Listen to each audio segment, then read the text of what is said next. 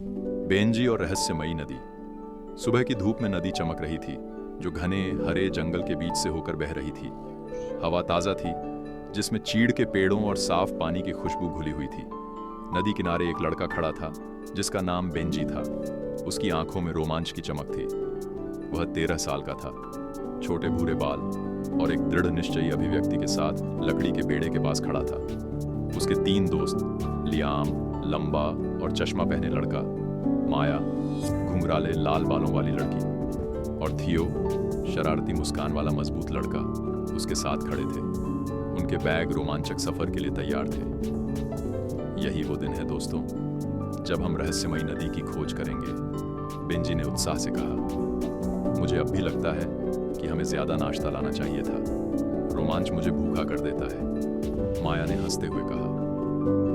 और मुझे लगता है कि हमें सूखा रहने की चिंता करनी चाहिए, थियो ने मजाक में कहा। एक आखिरी धक्का देकर उन्होंने बेड़े को पानी में छोड़ दिया और यह अनजाने सफर की ओर बढ़ने लगा। रोमांच की शुरुआत हो चुकी थी। बेड़ा पानी पर धीरे धीरे बहता जा रहा था और पेड़ों ने एक हरी सुरंग बना दी थी। धूप पत्तों से छनकर पानी पर नाच रही थी। चप्पू पानी में उतरते उनकी हंसी नदी के किनारे गूंज रही थी।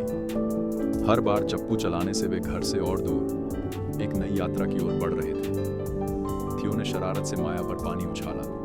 उसने चीखते हुए बदला लिया और लियाम पर पानी की बौछार कर दी, जिसने नाटकीय अंदाज में कहा, माया, मेरे चश्मे पर पानी, अब मैं बाकी यात्रा में कुछ नहीं देख पाऊंगा। सभी जोर से हंस पड़े और बेड़ा हल्के से हिलने लगा। यही तो असली रोमांच है दोस्तों, आजादी, बेंजी मुस्कुराया।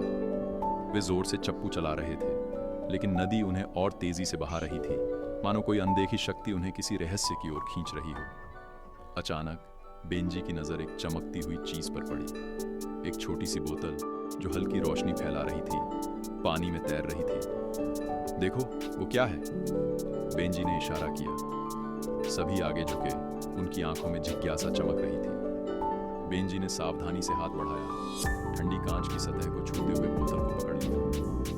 बोतल के अंदर एक पुराना नक्शा था, जिसका किनारा मुड़ा हुआ था और स्याही थोड़ी धुंधली थी। खजाना, क्या ये असली हो सकता है? माया ने धीरे से कहा। इसका पता लगाने का सिर्फ एक ही तरीका है, लियाम ने चश्मा ठीक करते हुए कहा। सभी ने एक दूसरे को देखा। उत्साह से उनकी धड़कनें तेज हो गईं। अब उनकी यात्रा और भी रोमांचक हो गई थी। नक्शे में बताए गए स्थान की ओर उनका बेड़ा बढ़ता गया। जंगल घना होता गया।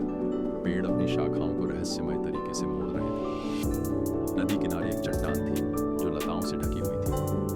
नक्शा उन्हें एक भूले बिसरे स्थान तक ले गया, एक गुफा, जिसकी शुरुआत अंधेरे और रहस्य से घिरी हुई थी। वे सतर्कता से किनारे पर उतरे, लताओं को हटाकर गुफा का दरवाजा खोजा।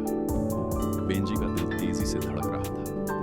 उन्होंने एक लालटेन जलाई, जिसकी रोशनी पत्थरों की नमी भरी दीवारों पर चमक रही थी।